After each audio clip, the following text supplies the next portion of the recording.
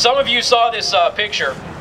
This kid from New Jersey, he's holding a 22 rifle, which is styled to look like an AR-15. I know Dianne Feinstein doesn't know the difference between a 22 and a 223 and a 5.56 or a 7.6. I know that. They don't know the difference between a 40 caliber and a 40-ounce beer. We know that. This kid is simply posing with this rifle. He's 11 years old. Dad did the right thing, taught him how to use the thing, right? That's what we want. That prevents accidents. And it also leads that 14-year-old boy who just defended his siblings from that guy who broke into their house when he took out the bad guy, when mom and dad aren't home. Of course, they don't tell us those stories, do they? They don't air the interviews before local government and Congress of the parents of the Sandy Hook victims that oppose gun control. They don't ever tell us about them, do they? Instead, they splice audio together, they cut things out of video, and they make it seem like something that didn't happen. So this kid, he poses with it. Dad proudly posted on Facebook, no harm, no foul, no big deal. He's legally allowed to do it. Child Protective Services with law enforcement shows up at their home the next day, demanding access to the safe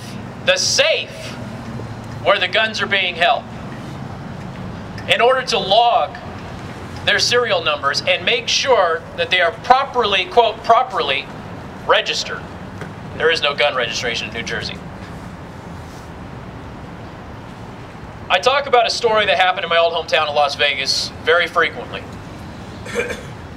And the reason I tell this story is because we had a situation on Purdue, the Purdue campus in Indianapolis this last week.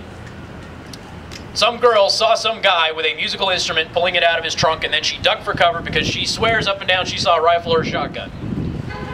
5 agencies get involved in a manhunt for 4.5 hours.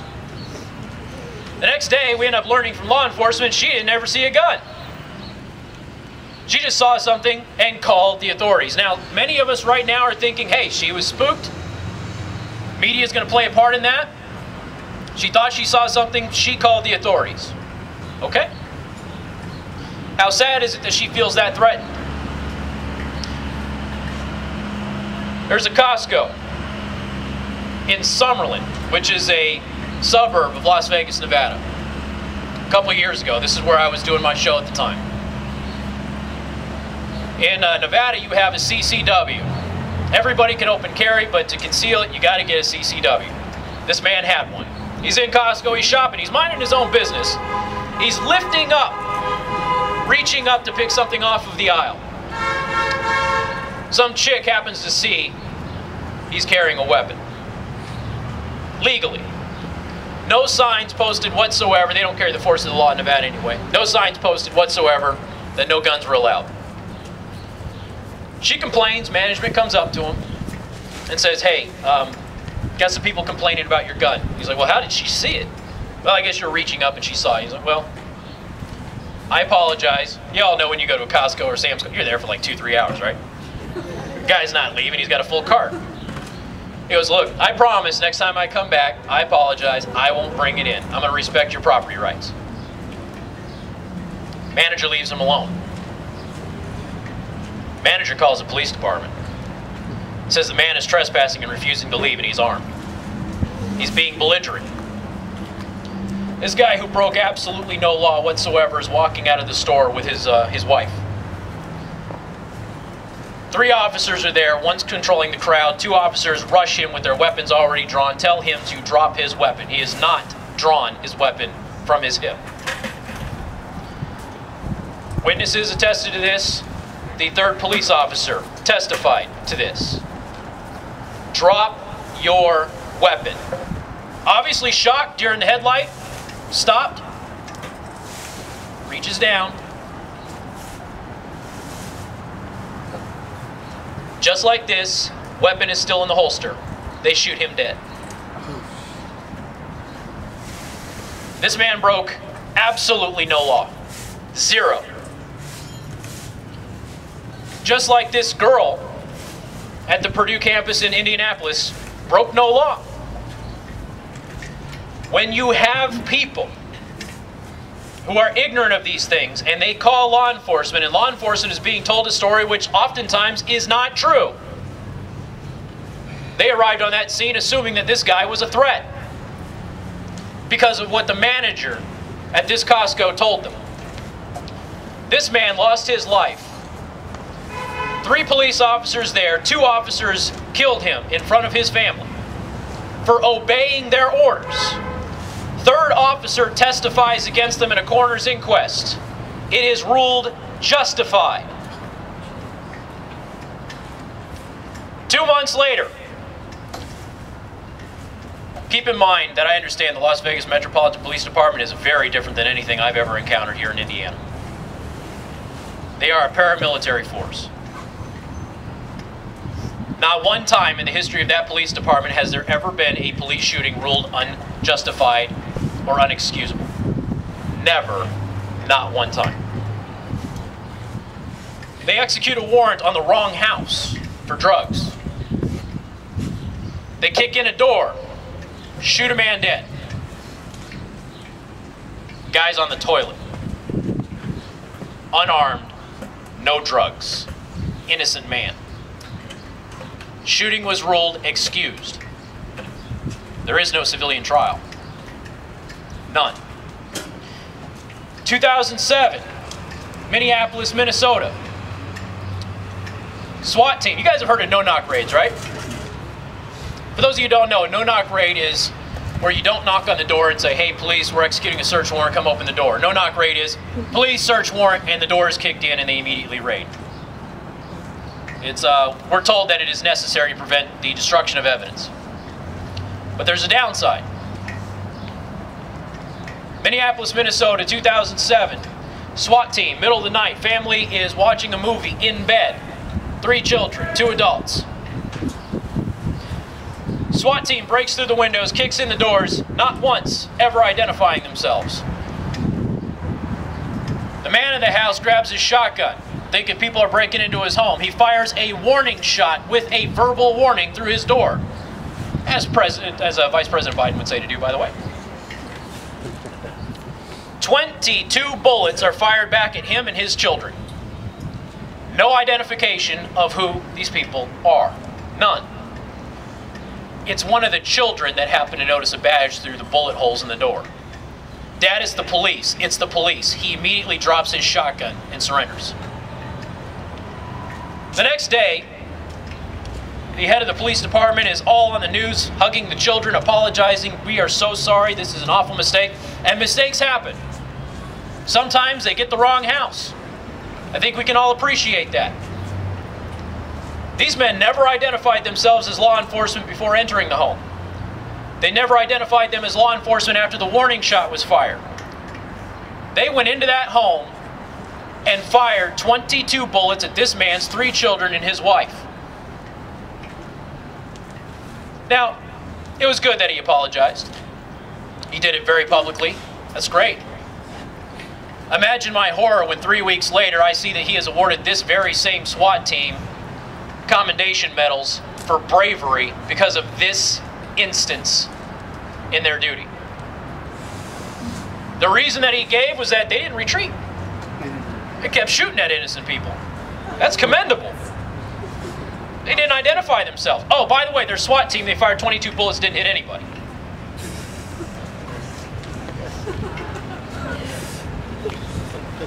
Unfortunately, if we spend time on YouTube, we see stories like that. After I had my little encounter, if you will, with the new police chief of South Bend, I took a phone call from Sheriff Brad Rogers in Elkhart. He said, man, it's funny, because he was on CNN recently. He said, it's funny. They always make it 3-on-1, don't they? He said, but I support you. I took calls from officers in the South Bend Police Department under this man. Casey did a great job. We don't stand with this guy. I took phone calls and emails from the Mishawaka Police Department. You did a great job. We can't believe South Bend hired this guy. You need to understand that, yes, there's some bad apples in federal agencies, in law enforcement, but there is an awful lot of good ones. And when we talk about what they are willing to do for their citizens, I think it is important. Anybody here familiar with Sheriff Brad Rogers at all in Elkhart? Couple? He is an Oath Keeper. In fact, if you guys haven't heard of the Oath Keepers, I suggest you seek them out. The Oath Keepers are a group of former and current military and law enforcement personnel that have sworn to uphold our constitutional rights. They will not enforce illegal orders. Now, Sheriff Brad Rogers in Elkhart has sworn to do that on the Second Amendment and others. You know what he did this last week? There's some people in his community that they're going to have their water shut off by the government because the government wants them to get water from a different source. Brad Rogers doing what Brad Rogers does. He decided to take his patrol car to the first house that was supposed to have their lifeline of water shut off by the government. And he parked it there. He said, you come into this house, I'm handcuffing you, and I'm sending your butt to jail.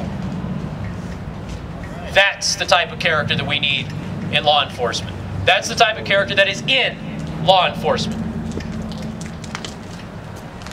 When we have groups like the Oath Keepers and others who are willing to protect our rights, we've got to be willing to stand with them. So when we tell stories of police abuse, federal agency abuse, we've got to tell the good ones too. Because sometimes, and I'm guilty of it too, sometimes you do 3 or 4 days where you're talking about, oh man, can you believe what this guy did? Can you believe what that guy did? Can you believe what that guy did? And you know what? The good guys who are listening go, it's not all of us. They start to feel frustrated and alone, but they're not. A Maryland Democrat recently said if 10 rounds isn't enough for you, you're not good enough to have 30. Interesting. Because there was a study done on law enforcement and the ability to hit a target. Because we're told that only they can have the aggressively styled hunting rifles, right? Because they're trained.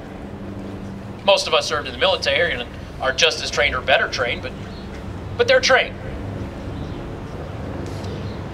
The average hit rate in good conditions in law enforcement is only 30%, according to a study of California and New York State law enforcement. In bad conditions, it's 9%. Imagine what it would be with a citizen who doesn't face that every single day, who wasn't in the military, wasn't in law enforcement like many of us here. When they got a bad guy coming at them. And they miss, just like the well-trained guys with badges and uniforms do.